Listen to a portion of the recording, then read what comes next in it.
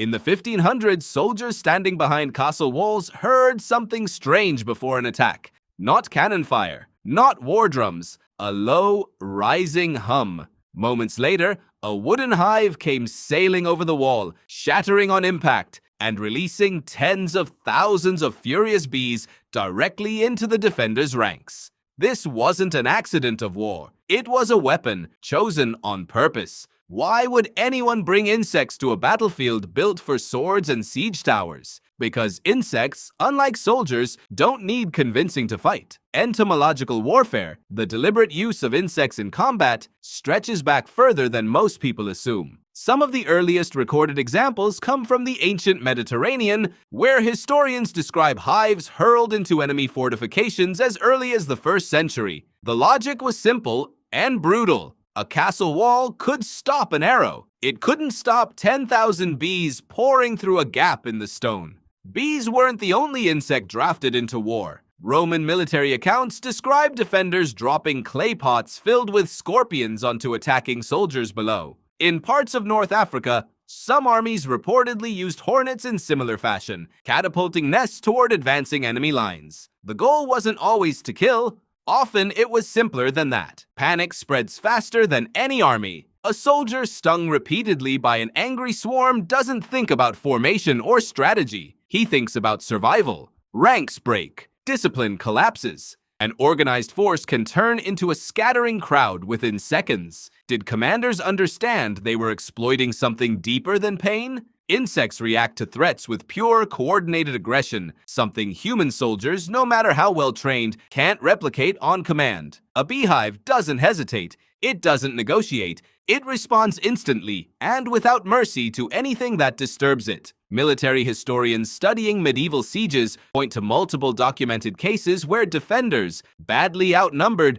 used hives as a last resort. In several accounts from European castle sieges, hives were kept specifically for this purpose, stored near the walls, ready to be thrown the moment attackers breached the outer defenses. It wasn't glamorous, it wasn't heroic, but it worked. There's something unsettling about that effectiveness. Humans have spent thousands of years building increasingly sophisticated tools of war, swords, catapults, gunpowder, and yet, one of the most consistently reliable weapons across centuries came from a wooden box full of insects that had no idea they were part of a battle at all. The bees weren't fighting for anyone. They were simply defending themselves. The tragedy is that both sides in these battles were, in a sense, using the exact same logic that stung soldiers were forced into. Fight now, ask questions never. This tactic didn't disappear with the medieval period either.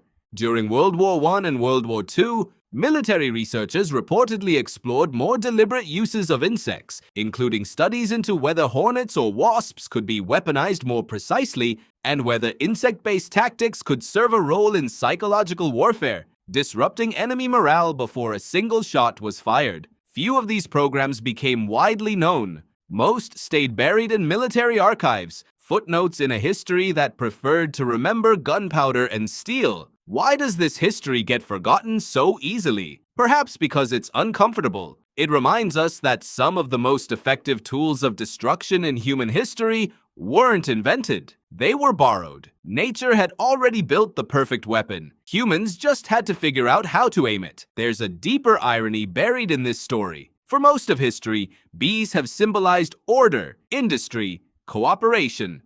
Ancient civilizations, from Egypt to Greece, associated bees with harmony and disciplined labor. They appeared on royal emblems, temple carvings, coins meant to represent a well-run society. And yet, the very same insects, that same coordinated instinct, was repurposed by humans into chaos, into a tool specifically designed to break coordination, break discipline, break the very order bees were supposed to represent. Did anyone at the time notice that irony? Or was war simply too immediate a problem to stop and consider what they were really doing? Modern entomologists studying colony defense mechanisms have found that a threatened hive doesn't just react.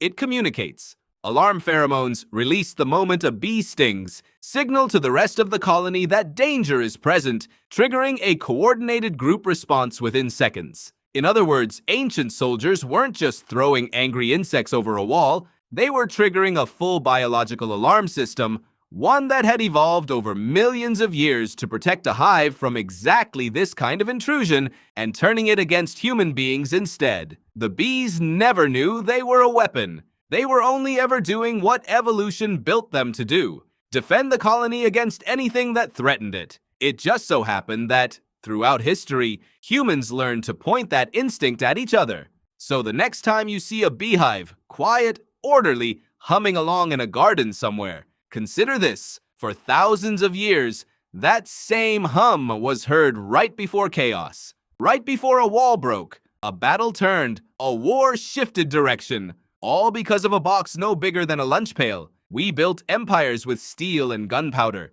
but some of our oldest, cruelest tools of war were never built at all. They were simply waiting in nature the whole time for someone desperate enough to pick them up and throw.